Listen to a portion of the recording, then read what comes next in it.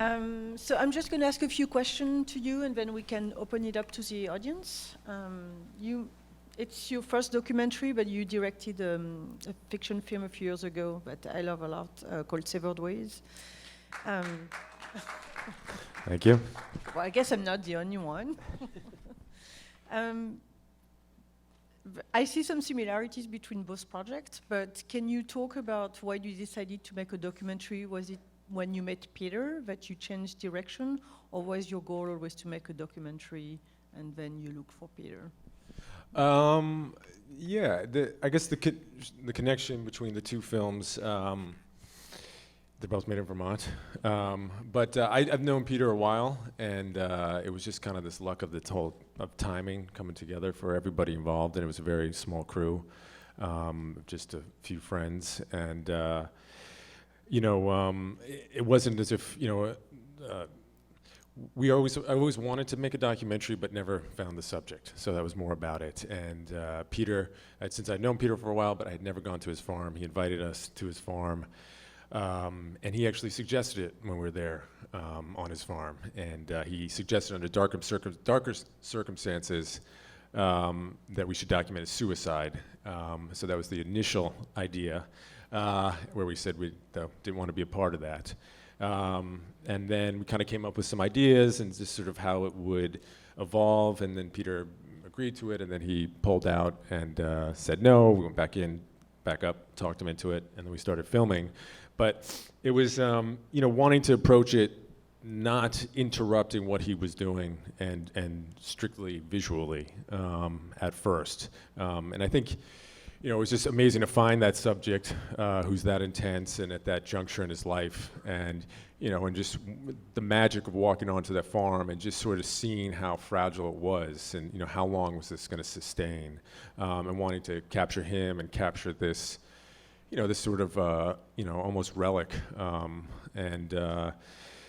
so yeah, what I find really interesting too about this sort of approach is that Peter was sort of well aware of it, and he mentions, the sort of thesis of the film that the story arises from the event, and he's very aware that that's what it should be, and that's exactly how we felt too.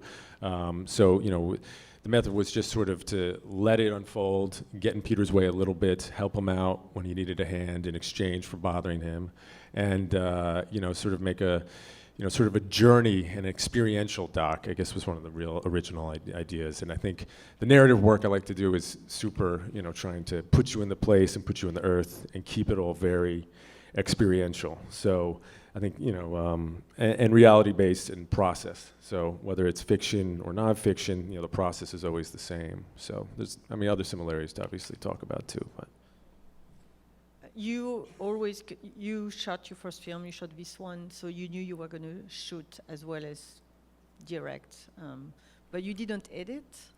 I didn't edit this one, but I actually didn't shoot my first film. Nathan Corbin shot that, who shot Peter. I also shot some of Peter, and then also Damien Paris, who shot Severed Ways. He's also here. But yes, very involved. Some movies I shoot more than others. I was in the Viking film Severed Ways, so it's kind of impossible to shoot that one, but visually based filmmaking, as basic as that sounds, sometimes seems sort of very lost to me. And the stuff I like to do, whether it's fiction or non-fiction, is immersive. So, obviously with Peter, we went up there and we were in his world. We were hanging out with him into the nights. We were, obviously helping him out, shoveling shit. With the narrative Severed Ways, it was, we were living in the woods, living like our characters. There's just a similarity in sort of just creating a lifestyle that goes along, whether it's your fiction or, the world you created, or obviously your subject. It's obviously easier to kind of, stay with your subject and be in the earth with him. But, there's similar themes between the two movies, obviously, we can get into. So you shot, it sounds like it's 1 year with Peter. So was it a longer process than a year? How long did you spend with Peter? Yeah, we make it seem a year. It's actually 2 years. So after that big winter blowout, we actually took about a year break to sort of reconvene, see what we had done, and then go back. But not that he had driven us away, but it was just a very intense time, and we were all actually super sick in there with violent stomach flus and the entire crew, and we're basically crawling around. So, we kind of wanted to also see where we were at. So we had so much footage from the shooting this massive fall section and get the film on ground and then kind of continue on the themes and, kind of understand our material better too. So, but the cyclical nature was always something we wanted to do. So we knew that we would kind of always return, and and part of this why I wanted to make the film is we just loved also being there and loved Peter's company. So I mean, it was having an excuse to go up on weekends and film all summer was just it was heavenly. So it was figuring out a way to make it work. So sometimes you did help out with Peter, but did you feel compelled to intervene in his life, or is it? I mean, we did in that winter scene. Yeah, I mean, there's more stuff where we're trying to get him to rehab. I mean, you could just be a fly on the wall, but the way it was is, Peter was looking for companionship, and we were really concerned about him. We knew him well, so more than I had known him, even though I'd known him since I was 9 years old, but knew him really well. We were almost like a second family in a sense, and he was in rough shape and seemed like he wasn't even going to make it out of that winter, and the threats of suicide. I mean, once you understand him and, understand him through his friends, it's been this chronic thing of crying wolf about the suicide for whatever motive, attention or true, but Peter's such a lover of life, even in his darkest times, and is so passionate that you kind of realize that calling his bluff, he never will go down that route, but he obviously has other demons from being an orphan at age 5 and other thing, foster care for 3 years. I mean, so it keeps rising to the surface in different ways. I really like the way in the film not everything is explained and you just discover things like his hand, obviously, but you notice right away, but it takes nearly a third of the film to get the story. You mentioned, the divorce, far along. I think you went to jail, maybe, possibly. Yeah, some jail time. So I really like the construction of the film. So can you talk a little bit more about your decision to, share Sure. Yeah, definitely. I mean, I think that's, I think sometimes that's lacking in movies is audience participation, and the narrative work that I like to do is, letting an audience sort of fill in the gaps. And I think as active participation, you kind of fill it in how you feel is appropriate, and there's an engagement to the film. So, you don't have to have a sit-down sob story with Peter complaining about everything that went wrong, and so left at this point, and, he got fucked over here. It's just really kind of gleaning these heavy lines, these heavy sentences, and Peter's so poetic, and, it just can be summed up in a few lines, and saying things like sudden change, and, just kind of wanting that, you kind of get the idea of what he went through without sort of needing to bore you with these specifics, and just sort of, let Peter's sort of, way with words sort of lead the way. So you kind of, glean the story, and, and that's how it is. It just is we're not going to sit down and prod him and say, tell us about your life, Peter. Tell us about the time you cut your hand off. And, it's like a story arises from the event. So there we are cutting the cord saw, and my friend Dylan's almost cutting his arm off. And then we talk about the story afterwards, and it just sort of naturally comes out. So just want to keep, and so much of the film is obviously Peter versus the farm, Peter with the farm, and so just kind of wanting to, be able to be patient within the landscape, and document that landscape, document Peter going through, and and Peter's sort of this mythic character that's, just sort of barely hanging on to this, and just kind of to drive home a little bit of the mythology too. So. And did you work at all in the editing also, or is that? This film is so it was a really special experience because I just feel everybody. There was only 4 of us on the shoot, and then, we were all like-minded about Peter. So Melissa Oftemowers, who's here, and Nathan Corbin, and Dylan, who's not here tonight, but both of them are here. We were just, had different junctions of of our lives, and the timing was just sort of right, and we were all sort of going through these changes. And then anyway, we just kind of responded to Peter one way, and then it was trying to figure out what to do with the footage, and then luckily just found another like-minded person, Maxwell Paparella, who's here, who just saw Peter the exact same way, and it was just like amazing. I just, and Maxwell was basically left alone with the footage and just started putting together stuff. And it was just an amazing experience where I just felt everybody was so like-minded about the idea of the project and Peter himself. And so, Maxwell basically got a big head start, and then we just kind of stepped going over and just, it was 150 hours, I think, and we did it down to, so it was 1-to-100 ratio. So there's so much stuff to glean, but just, we kind of really locked in and just, all were on the same page of what we thought was special about Peter and how to, figured out how to depict it. So thanks to everybody that was on the crew, the three of you guys. Thanks. So, one last question. Since you mentioned that Peter was there last night, and we got the lesser event. Sorry, guys. So I guess Peter saw the film. Yeah, he had already seen it, but He yeah, already he had. seen it? Yeah, he had. And how does he feel about it?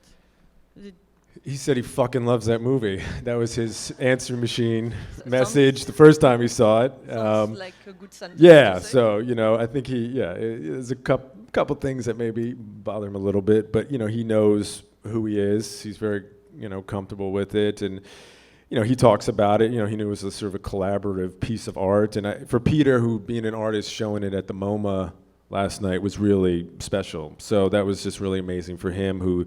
As a farmer in Vermont, his only trips off the farm would be taking the train and coming to the city and going to the Met and the Modern. So, it was just really special for Peter to be there, and it was just amazing for all of us to kind of, went through this journey with him to share it and have a conversation about it. Now I feel bad we're not at MoMA. A shitty theater. Yes, sound was good. Okay. That was pretty good, yeah. We have time for some question from the audience. So I think is someone there? Yeah.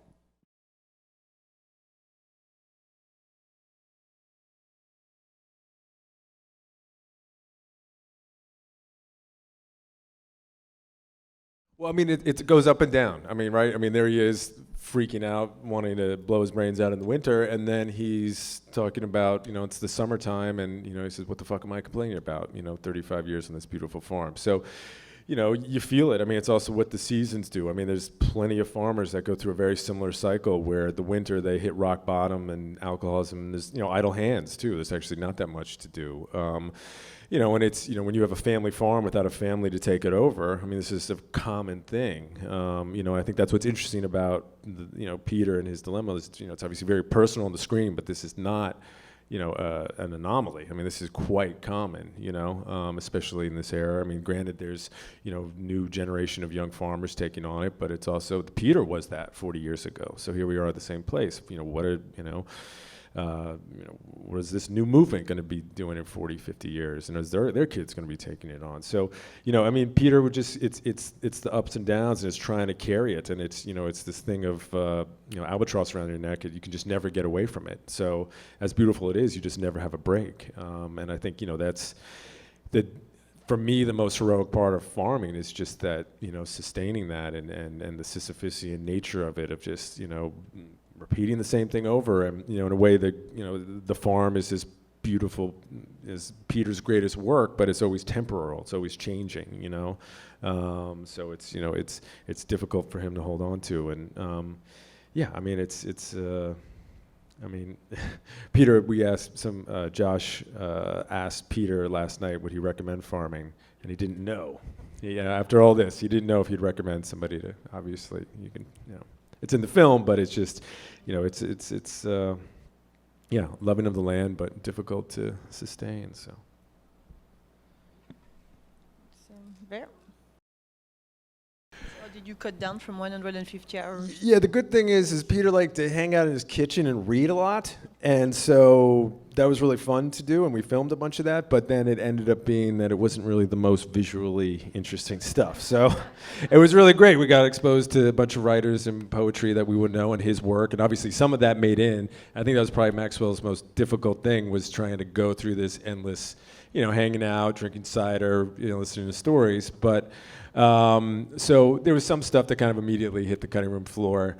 But it was that when things aligned, so it would be as, when the event, the story, the line, it just kind of, in a way where, Peter's such a performer and kind of missed his calling that, we were just kind of editors of his content, whether it was the writing or what he put on the screen and the stories he's told. And, each time he does an action, there's a story behind that, and it would come alive. So, he's repeated this script before, and just, has an amazing memory. And whether it's, who knew, I have no idea how, can't remember how he got onto a story about Waikiki and giving blood, but somehow something would spark it and this amazing story would be recalled. And, he had probably told that story 50 times, but, so it was, it was really just kind of, editing down this amazing performer and this and just kind of condensing it. And there's also there's stuff that Peter could have been more exposed. I mean, I think there's sometimes this protection to your character that's giving their soul to you, that you want to be cautious not to sort of throw them under the bus. I mean, it's just I mean, we obviously, you can see that we really care about Peter and love Peter even with the dark times. So it was just kind of striking a balance of sort of talking about struggle, but also celebratorial, and and also just investigating the farm and his place in it, and so. Yes. So, how did you first meet Peter? When I was a child at the Brattleboro Farmers Market, and so my parents were friends with him, but we never went to his farm. They just would talk about art for an hour or two, and I'd get really bored, and then started my own relationship as I got older with him, and actually put Peter in a film where he played a 1800s logger. So it was obviously good casting, but he got cut out of the film. But he saw us, I think, engaged in it and connected with our approach. And so that's where a couple years later he said, he said at the time, he said, I have no idea what the hell you guys are doing, but I'm into it. And that's how it was when we started the documentary too. It was always the same line. I have no idea what the fuck you guys are up to, but I get it, So we were just always kind of, and anyway, just, yeah, I mean, we've come, we're in touch with Peter quite often, and just it's really grown, and that's been an amazing part of just getting to know Peter this well. So. I think there's someone in the back. Yes.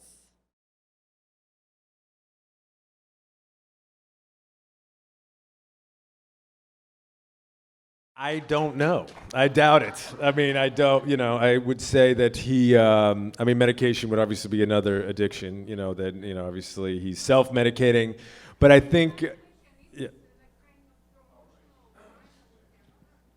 I just think, I mean, how could you, Peter and the farm is so synonymous, how could you take one apart from the other, so if he ended up at Waikiki living, where his son lives right now, which is the odd thing, how would he be? He'd probably be nervous, as soon as he would get off the farm, he would become extremely nervous and stressed out. So he, obviously it was his, sort of haven, but it was also his hell. I mean, it just really depended on his, as he would say, his blood alcohol content level. It really, and the seasons and all sorts of stuff. So, yeah, I couldn't say what on earth would happen if he got off the farm, but.